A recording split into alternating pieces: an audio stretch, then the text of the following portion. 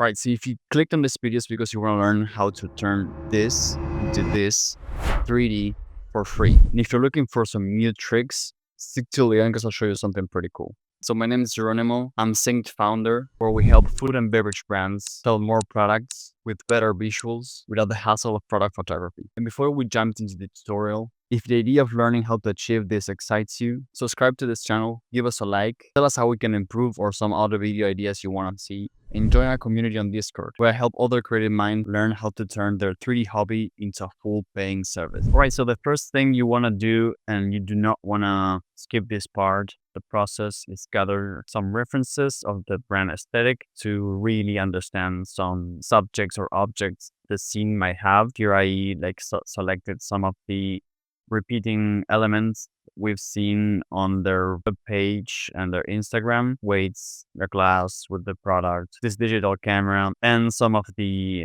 aesthetics, like the sparkles, the colors. For example, here I really like the mirroring effect they did on this set. Some ideas to pinpoint and then use to create the scene we want to create. From there, you can select some other images from the competition that inspire you to create something better for them. In this case, I really like the grainy image of this one, colors of the background, the sparkle. So it kind of made sense to use some of these elements. So at the end, you'll see the scene that we ended up creating kind of has those elements in mind: the mirror, the cherries, the glass, the weight, maybe a second variation of the image with more grain. That's what ends up building something cohesive and that makes sense. Okay, so now on to modeling. Definitely want to start with the shape that makes more sense for each object. Here I'm just following the silhouette of the weight. Then I selected the area I wanted to poke the faces, which gives you that cross shape on the polygons, and then just simply scaling outwards with S, and then Shift, and you select Set, which scales everything but the C axis. Then here as well, just doing some extrudes but inwards to make that small detail that the weight has, which looks pretty good. Then just adding some support loops with the bevel. And since I know I'm gonna be then using a subdivision surface, I then added insert faces on these poked faces to add extra support loops, which ended up working pretty nicely. And then basically just mirroring on the Z-axis to replicate. Now the cherry was also very simple. I just needed the reference to be aligned with the object, so centered. And then simply by using the proportional editing, I just moved the central vertex to closer to the center, and then moved some vertices upwards to follow the shape, intruding the central area, and then extruding the stem, following the silhouette, of course.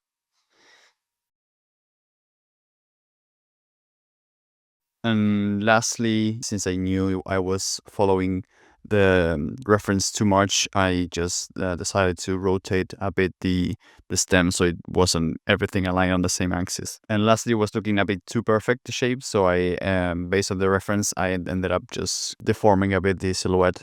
When it comes to set dressing, I just like having on the side of the viewport the camera and the angle I want to be rendering to see how everything is looking.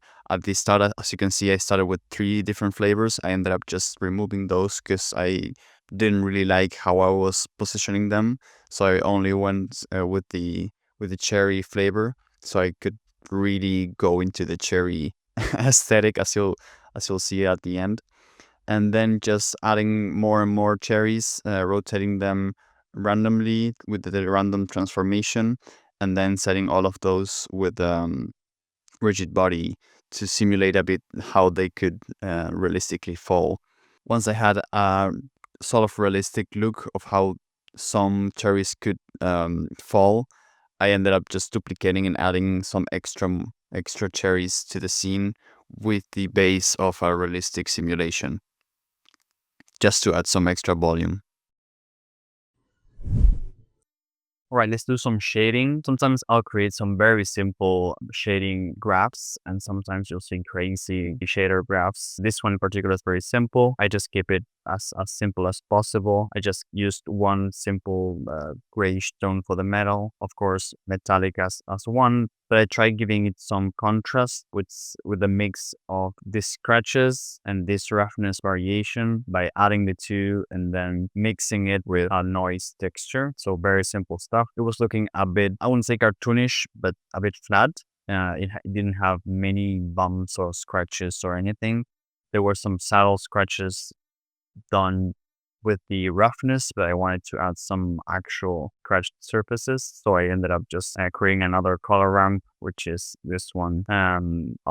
You'll see it's a very light black, but that's because that's how I like to soften the bump, and that's how I created the actual scratches on the surface. When it comes to the cherries, very simple as well. I thought it was gonna be way more difficult to create, but just by having the references, these ones in particular, I really like these colors here, so I just ended up using a noise texture with the color ramp to ramp through these two colors, which were like here and here, and it gave some very good results. Roughness, I didn't go too detailed with this one because I noticed once I connected the bump, the roughness was looking quite alright.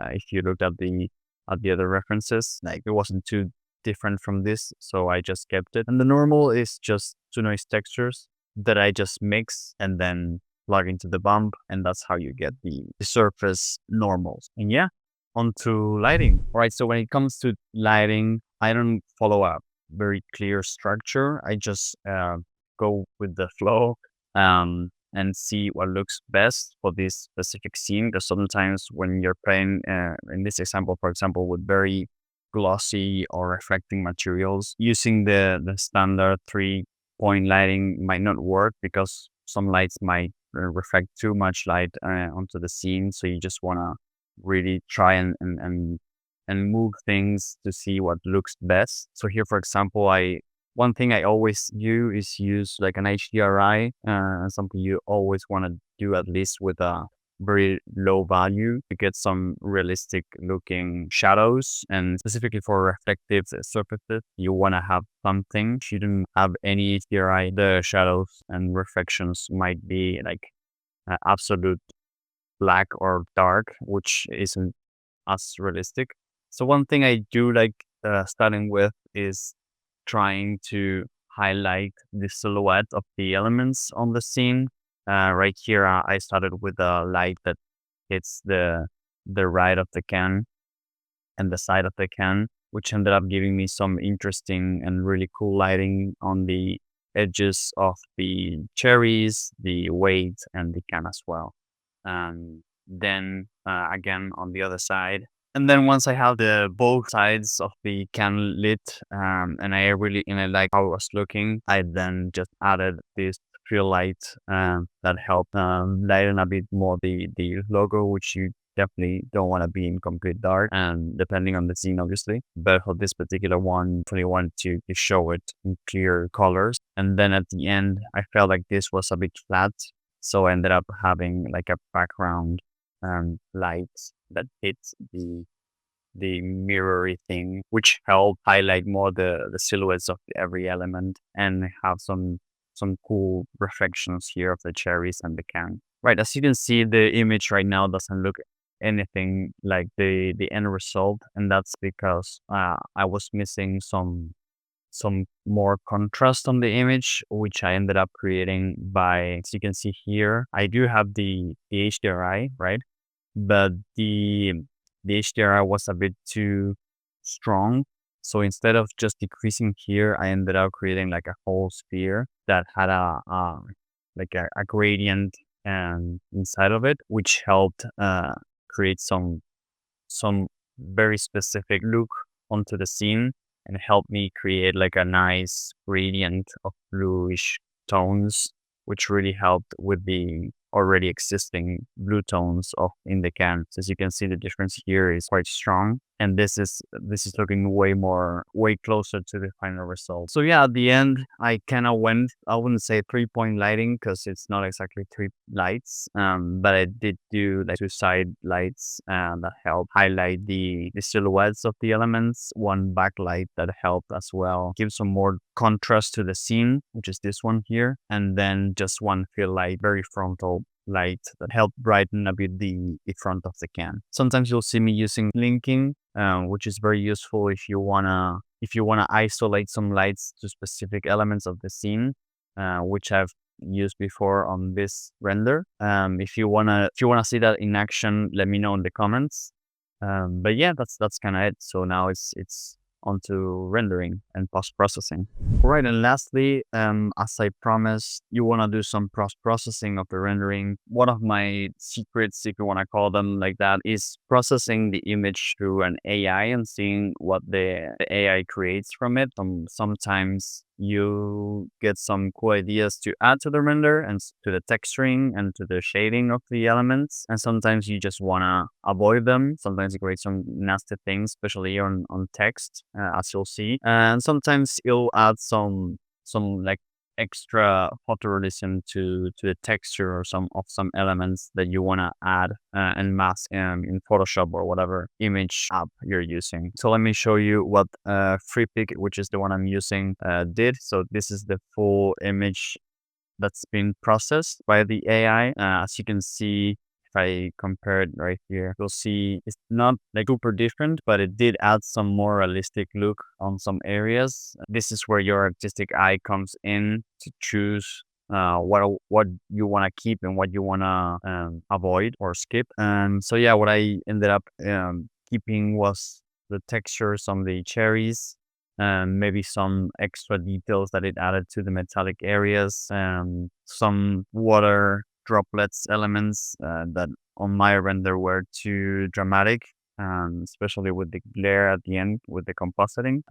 Yeah, this is at the end, you just select what you want to use. Some things specifically like the text you want to keep from the original render, so it makes sense. And yeah, one last thing I also like to do is when I'm happy with what I chose to keep, I just merge the layer here and go straight to the camera raw filter and do some slight tweaking specifically on the texture of the image, which help really accentuate some, like the texture of the image, right? To make it more crisp. I tend to do like 40 or something, but you don't want to go too strong with this one. To me, it adds some added hyperrealism to the image. Alright, if you like this video, comment down below, give us a like, let me know if you found it valuable. And if you want to learn how I did this one, subscribe to this channel so that you don't miss it. See you in the next one.